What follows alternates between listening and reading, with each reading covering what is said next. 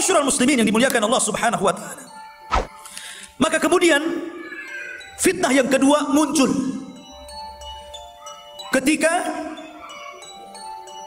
mereka anak-anak muda itu tergabung dalam kelompok Ali dan hendak berperang bersama Muawiyah.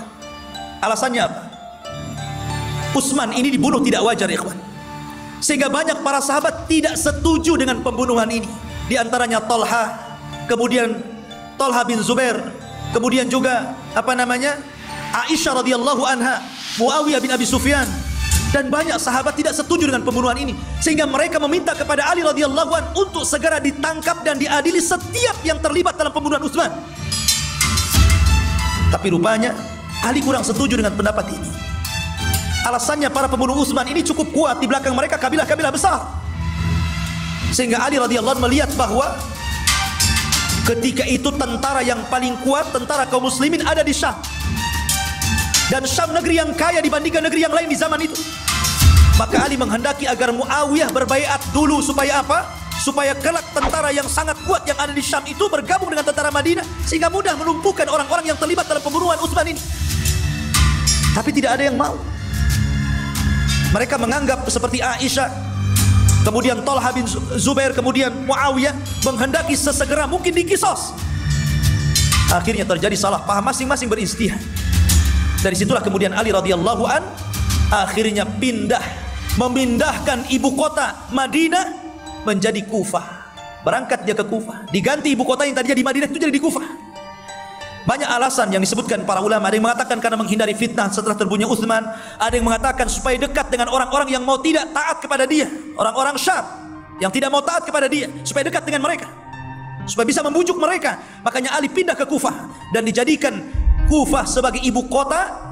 Dan itulah pergeseran pertama pemindahan ibu kota setelah sebelumnya di Madinah di masa Abu Bakar dan Umar, dan di masa Utsman baru dipindah di masa Ali.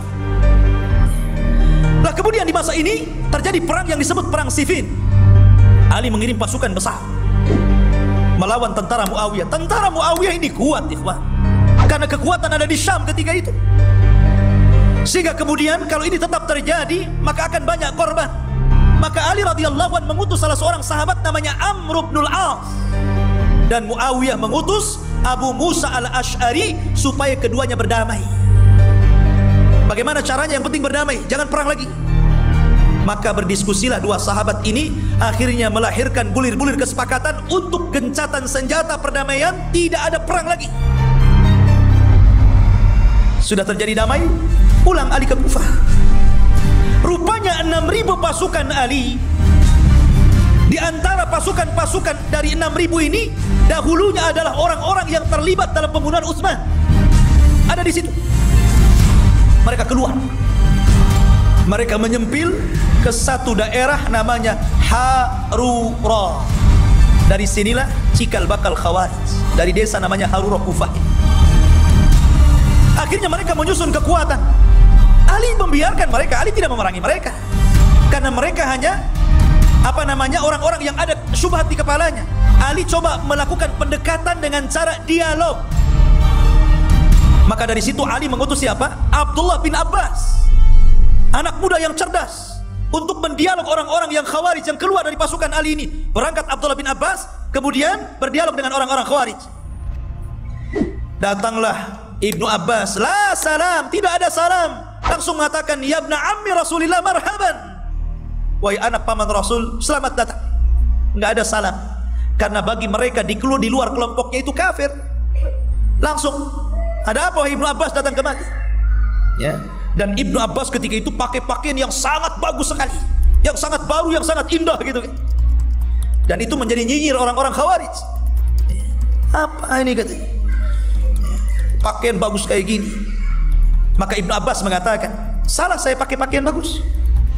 Dulu Nabi SAW, aku melihat dengan kedua mataku, memakai pakaian yang bagus yang terbuat dari kain dari Yaman. Demi Allah, tidak ada pakaian yang lebih bagus yang dia pakai dibandingkan pakaianku dan pakaian kalian.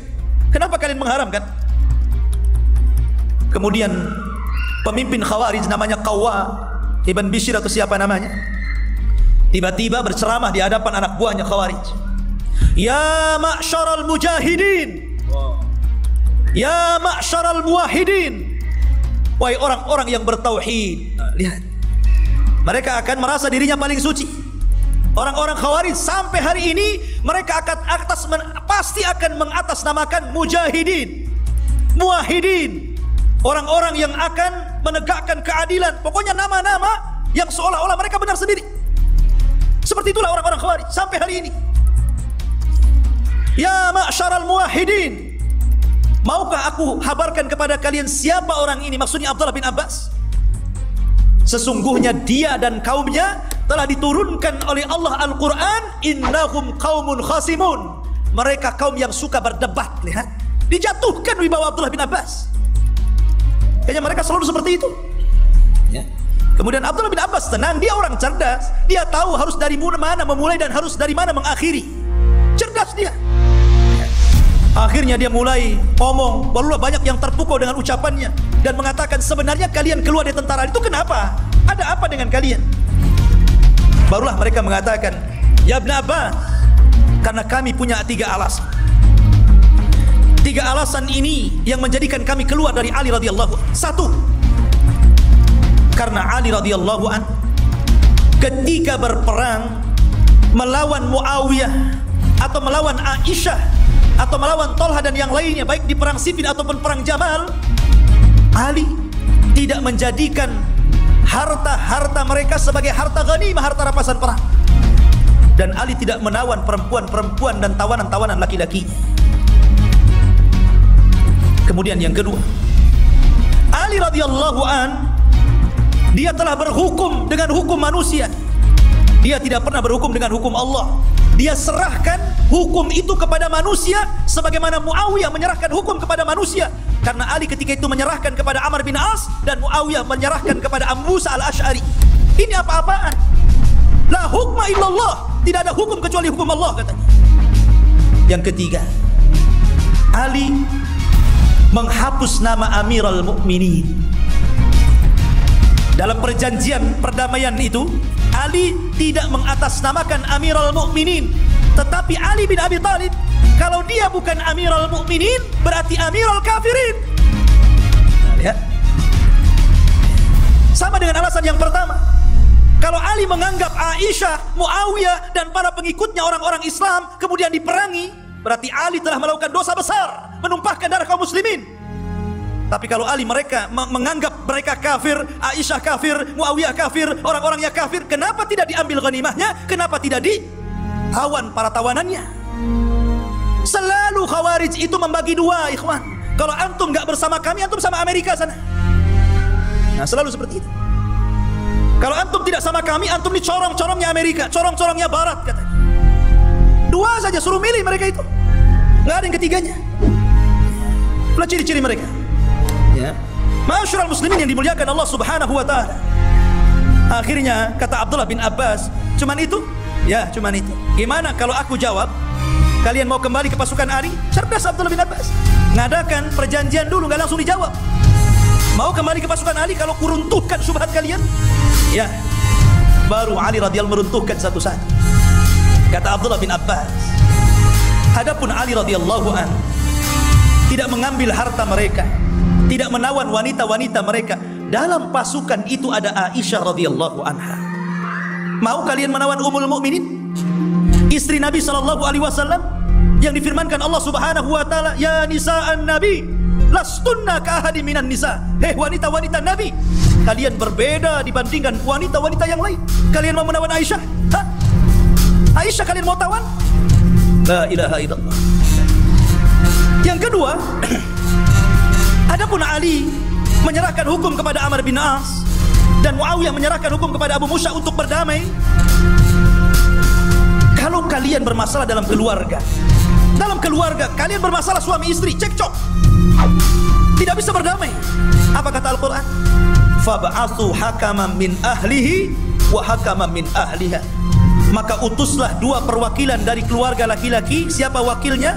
Dari perempuan, utus juga keluarganya, siapa wakilnya? Berdamai. Ini urusan kecil, urusan keluarga saja boleh memutus orang untuk berdamai. Ini urusan besar, darah kaum muslimin. Salah Ali mengutus Amr bin As untuk berdialog dengan Abu Musa al-Ash'ari. Bukankah Allah mengatakan seperti itu, fab'athu hakaman min ahlihi wa hakaman min ahliha. Dan Allah mengatakan, wa in ta'ifatani minal mu'minina iqtatalu fa aslihu bainahum. Yang ketiga, adapun Ali menghapus nama Amirul Mukminin dan meletakkan Ali di situ karena Nabi sudah melakukannya dalam perjanjian Hudaybiyah. Nabi tidak menyebutkan Rasulullah, tetapi Nabi SAW mengatakan, tulis wahai Ali Muhammad bin Abdullah. Kalau mereka tidak menghendaki Abdullah wa Rasuluh, jangan diletakkan Rasul, cukup Muhammad saja. Rasul melakukannya. Lebih mulia mana Rasul dengan Amirul Mukminin? Lebih mulia Rasul. Tapi Rasul menghapus nama Rasul, nama Nabi diletakkan Muhammad bin Abdullah. Maka dia pun sama. Apa salahnya? Rupanya 2000 pasukan balik, tapi sisanya masih banyak, 4000 yang degil-degil itu. Tidak mau. Padahal syubhatnya sudah diruntuhkan itu. Ya. Tapi dari sini sudah ada solusi kan? Bagaimana cara menghadapi mereka? Berdialog secara ilmiah. Pula yang 2000 gabung sama pasukan Ali, yang 4000 kekeh di Nahrawan. Ya. Kemudian Ali membiarkan mereka yang 4000 itu. Sampai akhirnya ada satu kisah, ada anak sahabat namanya Abdullah bin Khabbab bin Arat itu sedang safar melewati Harura. Dia bawa keluarganya, bawa istrinya, bawa budaknya, bawa jariyah yang sedang hamil, melintasi Harura. Tiba-tiba ditangkap